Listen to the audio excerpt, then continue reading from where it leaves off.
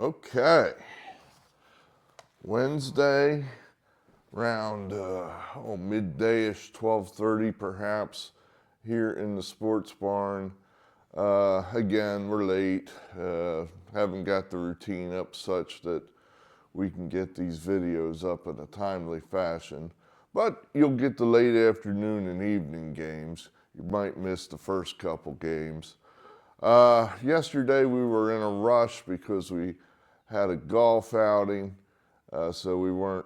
But I would have skipped it all together except for these videos. So making these videos is forcing me to every day look at the card, make picks, and it's helping me. I'm getting better. I'm getting cleaner.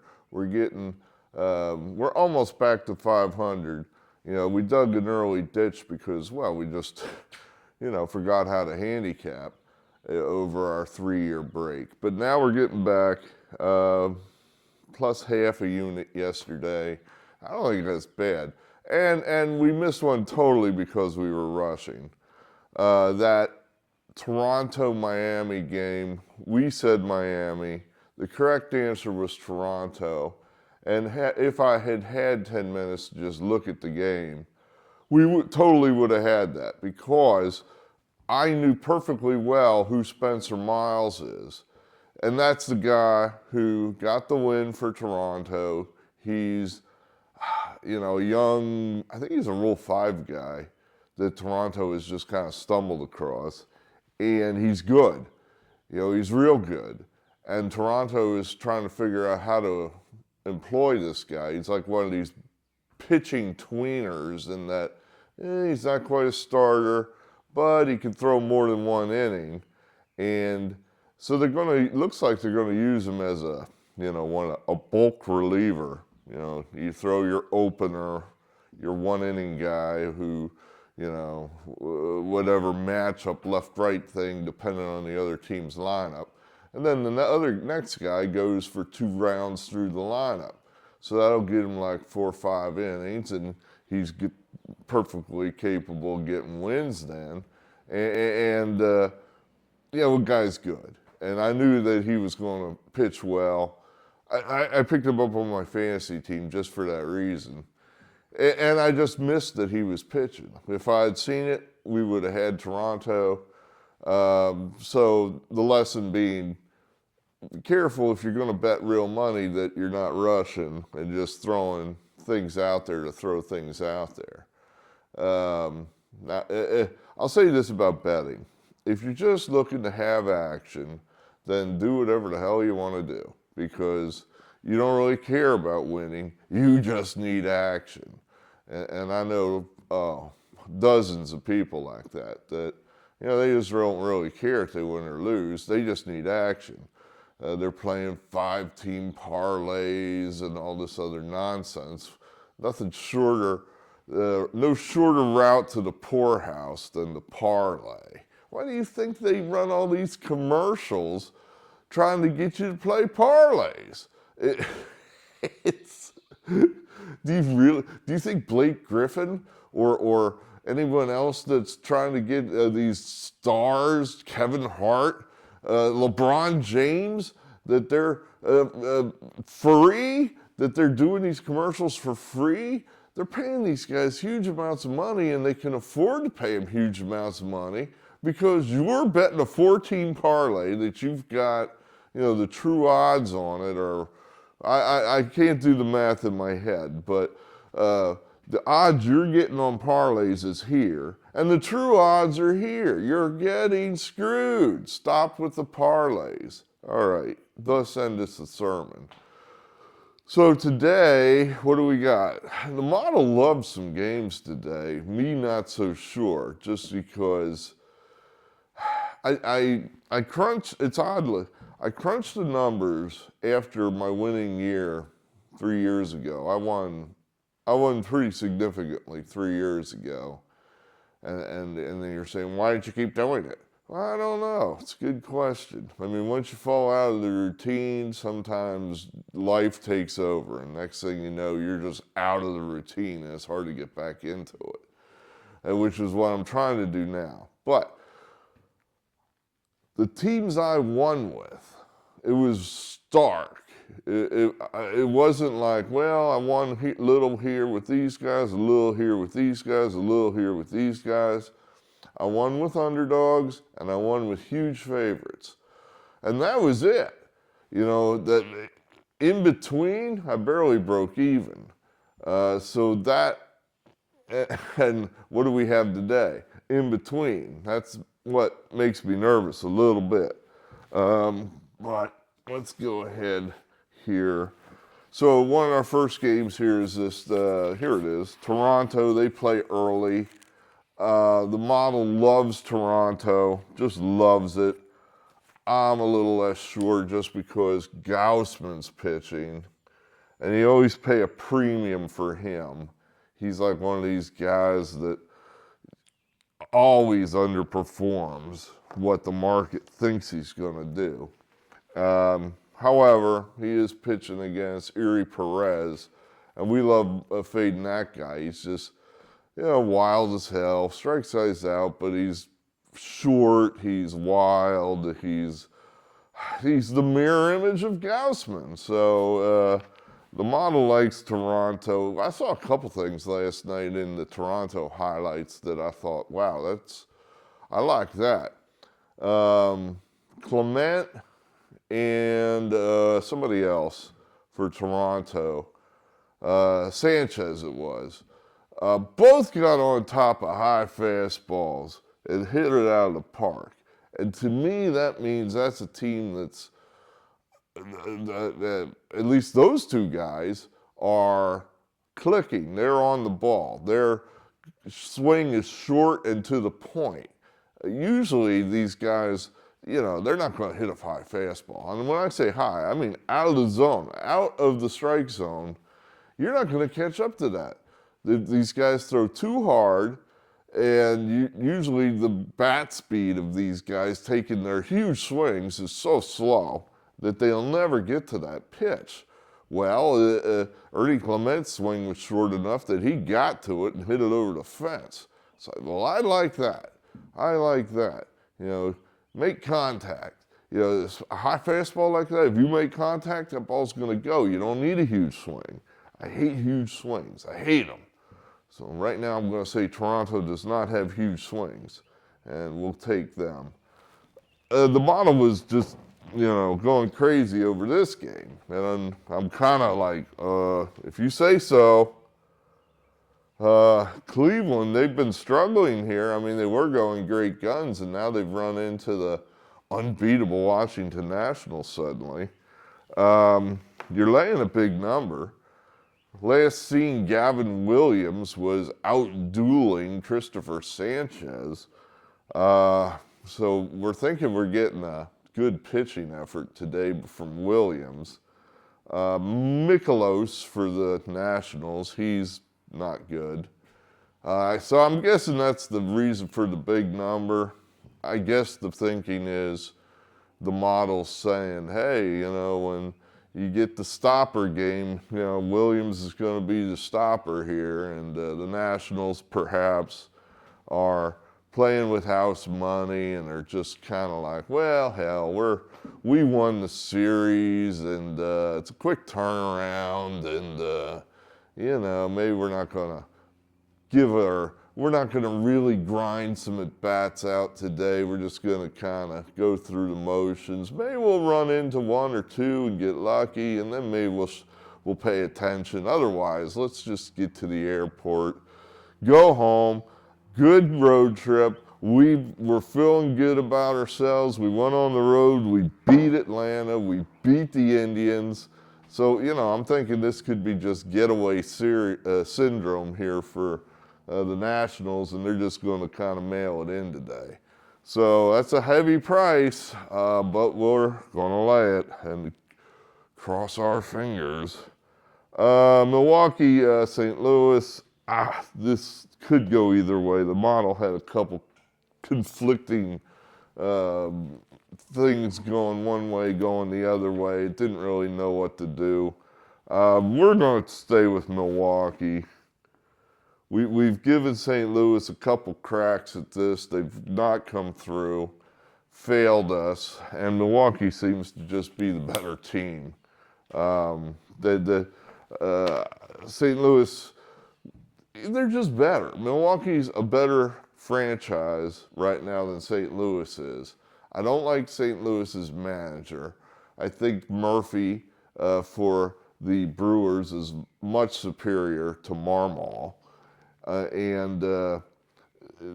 It's just a deeper franchise. Look at some of these players that are on the Brewer team, and you'll say, who are these guys? Where did they come from?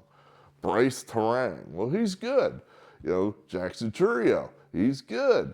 They just seem to find these guys. Kyle Harrison, where did we get that guy from? Well, I think they got him from San Francisco, I think. But anyway, the point is, it's a little bit of stiff price, but I think the way these last couple games have played out, it's been all Milwaukee, and hopefully we're not Johnny come lately here, but we're going to take Milwaukee. The model likes this game. I'm not 100% sure why. Seattle, they won last night, so we're going to go back with them. See, that feels like a loss. I don't have nothing else to say about this game. It's like I should have more rationale for this before I'm going to lay money with a favorite. But it's in the notes. I don't have nothing else to say. Beware. Same game here. I think this is just, Arizona's just better. I keep saying, well, San Francisco's good. No, they're not. I mean, all evidence to the contrary. So Arizona, I think, is, Ketel Marte, he's hot. Their stars are starting to play well. And we're just going to go ahead there. We like this game, I guess, or when I say we like this game, I have something to say about this game. The Phillies win in San Diego. They just do. And now, after, San Diego's chance last night, they had their chance and they couldn't get it done. They didn't get to Nola. The Phillies got a lead, and then they had to survive bad Brad Keller, and somehow did. He only gave up 1 run, not 3, and were able to win. So I think that was your chance, San Diego, because here comes Christopher Sanchez, and he is an ace of all aces. That guy he deals, and he's going to deal today, we think. 6, 7 innings, you'll get maybe, if you're lucky, a run. Probably none, but you might get a run. And that should be enough. It really should. And that price is not that hateful. -138 with Christopher Sanchez. I know we lost 1-0 with him last time around. You give up 1 run, you're going to win a hell of a lot more games than you lose. And we're going to say the Phillies get more than 1 today and get it done. Baltimore. Here we are. I saw something interesting here with Tampa. Did you know they just signed Craig Kimbrell? Yeah, right. He's still floating around. I mean, I remember this guy from a couple years ago. Definitely versus, what was it? Was it 23? The Phillies had him. Certainly 23. I can't remember about 24. If he was still on the team on 24. But as much as anybody, he cost me the World Series that year. We should have made the World Series. We should have beaten the Diamondbacks, and the Phillies would have gone back-to-back to the World Series, back-to-back National League pennants. That would be something the Phillies have never done. I take that back. We have done it, 08, 09. But it should have happened, and the guy sucked. He was terrible. That was 3 years ago. He's only gotten worse. The Mets are terrible, and they just cut him. They cut him, and Tampa picked him up. What does that say? Tampa's that desperate. They have real trouble in their bullpen, apparently. So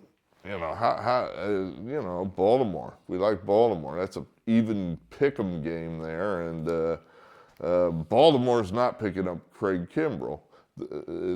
Tampa is. They must have some real trouble. So we'll take Baltimore there. Let's see what we got here. I said that if the Tigers can't beat the Angels, they can't beat anybody, and they couldn't beat them. They had them. I mean, they had them. They were ahead going into the late innings, and their minor leaguer playing right field somehow played a long fly ball into a triple, which opened the floodgates, and they ended up losing. They're just not good right now. And until they start beating a few people, I think we're free to fade them. We'll take the Angels there. Speaking of losing, when do the Cubs play better? When does this happen? 10 games in a row this team has lost. I was watching some of the highlights, and I'm thinking, as the Pirates are just beating the living hell out of them, and I'm like, one of these teams looks like they're having fun, and I guess, you lose 10 games in a row, you're not having fun. But the Pirates are all happy. They've got a road cone. What the hell is that? That's their, little trophy. That's how cheap the Pirate franchise is. They couldn't even, they steal a road cone from PennDOT, and that's their little trophy that they hold up in the stands and in the dugout. The Cubs, I mean, what do you got? They got a road cone. What do we got? 10-game losing streak. That's what we got. So, I don't know, they could just stay with the Pirates until the Cubs show any signs of life whatsoever. I think that's an adage from Wall Street, which I think probably applies in betting. Never catch a falling knife. The stock or the team is, going like that. Don't try to catch it. Wait till it hits the ground and then pick it up. What's next? Atlanta, Boston. I was so disappointed last night. Ranger didn't. He was good through 4, and then, he just started giving up hard hit balls, some of which went over the fence, and that was the end of Ranger. So we'll take Atlanta. Boston. Boston's another team I really thought was going to be good, and they just haven't fired. That team has not fired this year. They're just floundering around the young talent they have. One of the guys they're missing, though, is Roman Anthony. He is an established star. That dude is going to be a star. But he's not here. He's hurt. So, you're missing some guys. And Atlanta just going great guns right now. And we're getting, we're not paying a hateful price there. So I think that's where we should be.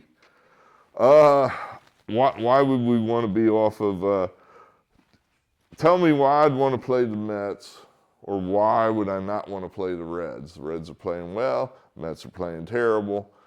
It's not a hateful price. Give me the Reds.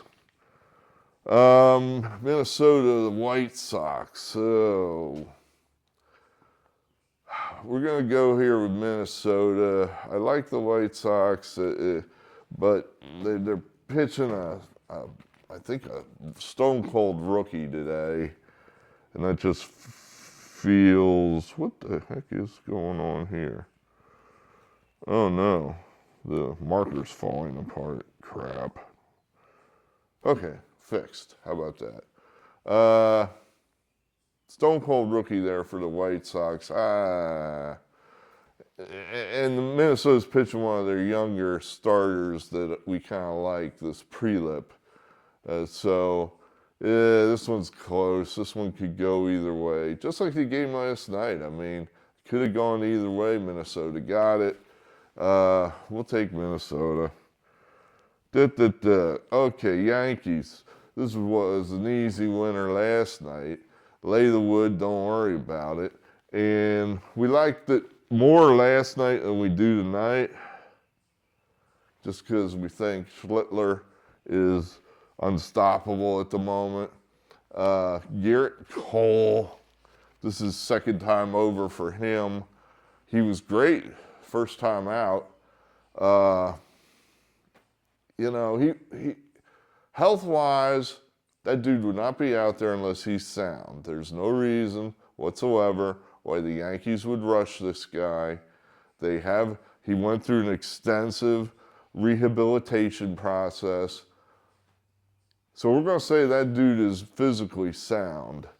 Noah Cameron for the Royals, he's lost 7 of his last 8 starts. You know, just don't see any reason why you're trying to be a hero here. The Yankees they scored 15 runs last night. You know, they're back to being the Yankees. They're back to scoring runs in bunches. That's not that hateful a price for that. So we'll take that.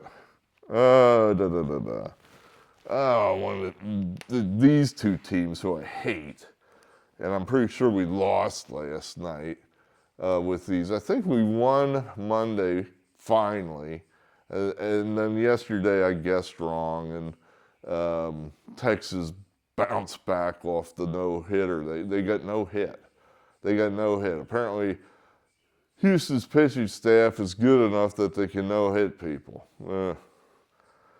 We'll take, what do I got here? Yeah, I got Houston again. Fading DeGrom, bastard. You know, he's just, you know, the guy screws us. He just screws us at every turn. And, I was just looking at his record, and it's just not that good. It's just not so good that he should be that big of a favorite over anybody.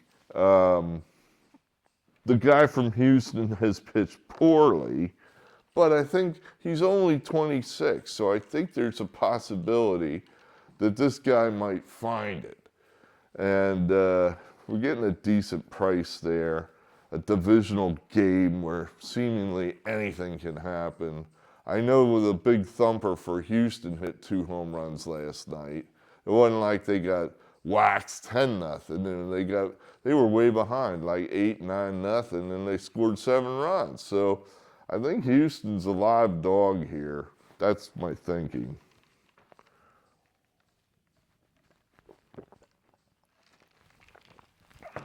And we're going to go ahead. I went back and forth on this one. But ultimately, we're going to go ahead and lay the giant wood. Just lay it, no run line. We're going to gamble. Let's gamble with Ohtani. He got hit on the hand last night. And they took him out of the, you know, he's a bat and he's left-handed. So, let's see, left-handed like this. And I guess he gets hit here on his hand. Even though he's wearing like, you know, 10 batting gloves and pads and a suit of armor, and he gets hit. And he stayed in for a while, and then they took him out. And everything I saw says he's going to pitch tonight. You know, you got hit right in your pitching hand. And all I kept thinking is, well, what if he's not right? That's a huge number. If he goes out there, throws 2 innings, and they pull him, or he can't go to the post, and the way most bookies do it now is they used to be, you could how to say this, select how you want your baseball bet to go based on whether the starting pitcher pitches or not. In other words, if I'm laying 376 on Ohtani and he doesn't pitch, that's not fair. I don't want to make that bet. So there was an if-then statement there basically that said, okay, I have the right to the bet won't count if Ohtani doesn't pitch. Well, I think a lot of books have just gotten away from that, just said, you know what, this is too much work and the hell with you. You either want the game or you don't want the game. maybe we'll shade the number a little bit towards the underdog, so you'll feel more comfortable risking that your ace pitcher pitches. They call that action. So I think most books, that's the way they do it now. It's just action. That's it. That's all you get. Either do you want the game, do you not want the game? We're not going to worry about whether or not the listed overnight starting pitcher pitches or not. It's just going to be, you bet on the Dodgers, and if Joe Blow pitches instead of Shohei Ohtani, sorry. Too bad for you. You got the Dodgers at whatever hateful price you got. So I'm going to say Ohtani's going to be fine. They just wouldn't put him out there. They wouldn't risk his health. If there was any chance at all, they would have already scratched him, I think. That's what I think. Plus, I just don't think he's hurt. I just don't think the dude's hurt. And he's been going great guns. I mean, he's been unhittable. The Dodgers are starting to score runs in bunches. The Rockies are terrible. And I don't know.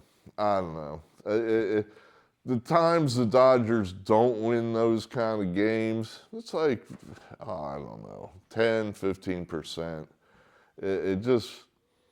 I don't love the game because the number's so high, but I don't know there's any other answer other than to bet the Dodgers here.